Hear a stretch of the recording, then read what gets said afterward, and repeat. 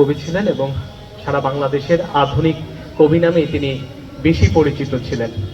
লেখা নিষিদ্ধ সম্পাদকীয়। এখন যৌবন যার, এখন যৌবন যার, যুদ্ধে যাওয়ার তার শ্রেষ্ঠ কণ্ঠ পা এক নয়, সেখানে সংসারী তাকে সুখের পতাকা করে, শান্তির কপুত করে, হৃদয় সুনিপুণ মেকআপ মেনের মতো সুরতালুকে কেবল সাজাবো তিমিরের সারা বেলা। আমি বেশিরভাগ সময় দেখেছি কবির ব্যক্তিগত যে মেজাজ দুটা সম্পূর্ণ সাংঘর্ষিক। নষ্ট হবার কষ্ট আছে, কষ্ট নেবে, কষ্ট নদী এবং নারীর কষ্ট, অনাদর ও অবহেলায় নুয়ে গেছে, নুয়ে আছে, দায়িত্ববোধের দরকার পড়ে।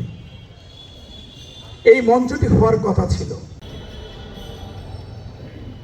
কথা ছিল একটি পতাকা পেলে আমি আর লিখব না বেদনার অঙ্কুরিত কষ্টের কবিতা। কথা ছিল একটি পতাকা পেলে ভজন গায়িকা সেই সন্ন্যাসিনী সবিতা ম্যাস্ট্রেস ব্যর্থ 40-এ বলে বসবেন পেয়েছি পেয়েছি।